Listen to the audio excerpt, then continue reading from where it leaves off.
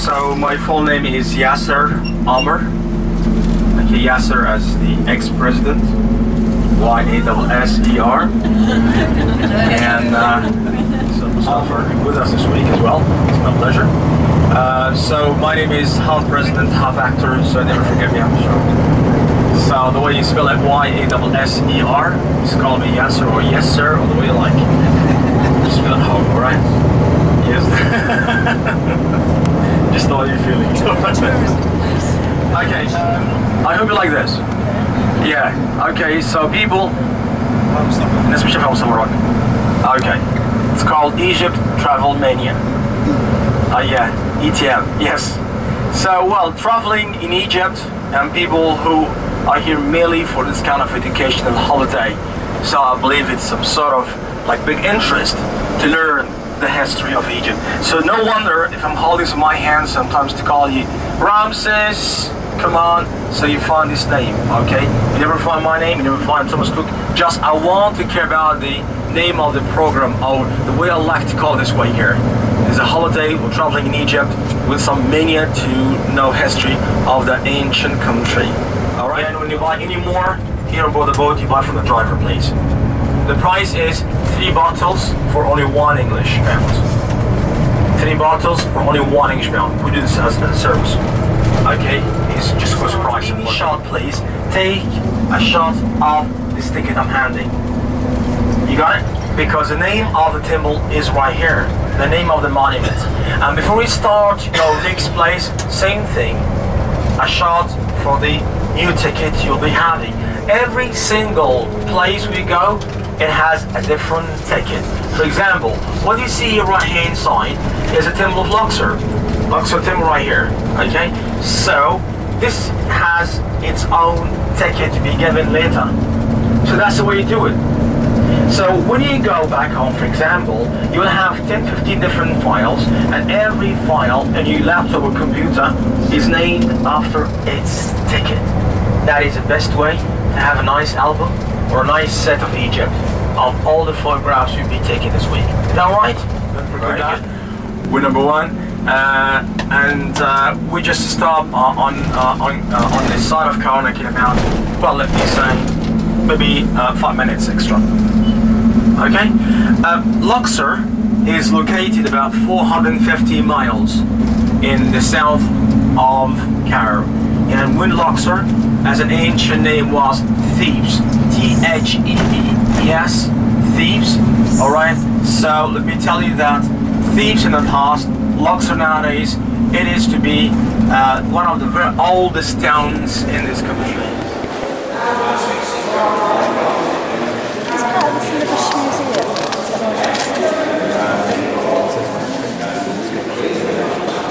Metropolitan British Museum? Yes, yeah. And everywhere in the world. Yeah. Of course, yeah. But Karnak is complex, different temples.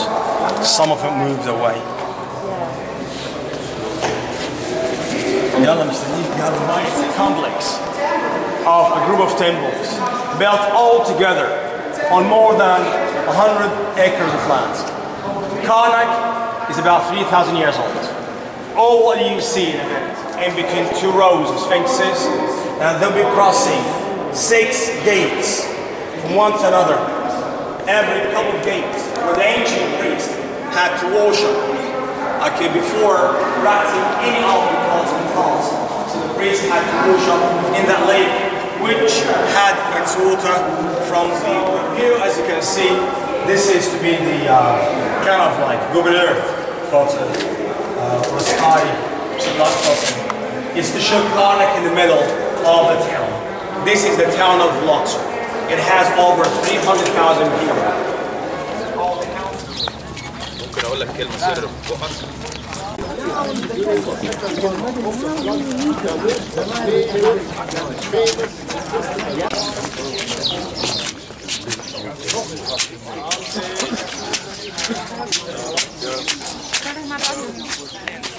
I mean, this is where to be our meeting point.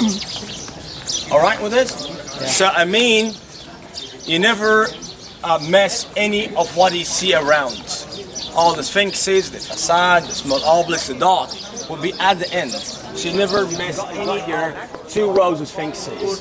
It's a bit interesting to know that there are ram's heads on lions' bodies. A ram head, but a body of a lion.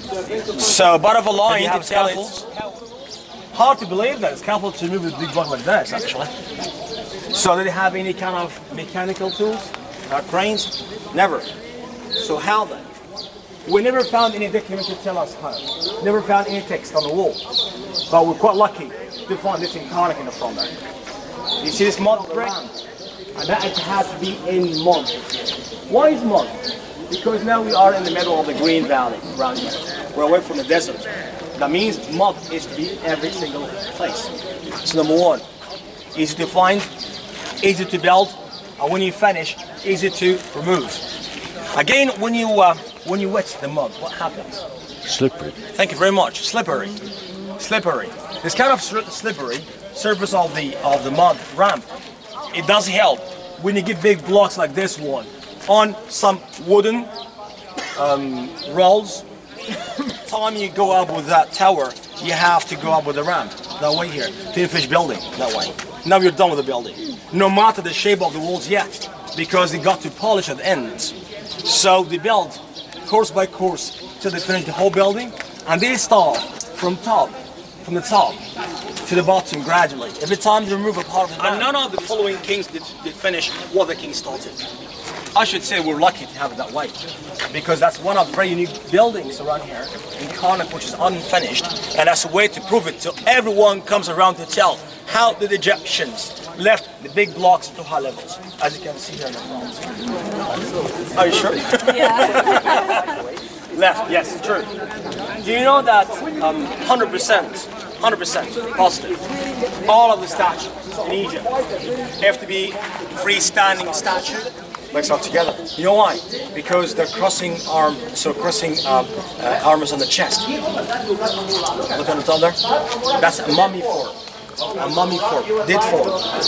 Okay. So if to cross arms on the chest, no front leg.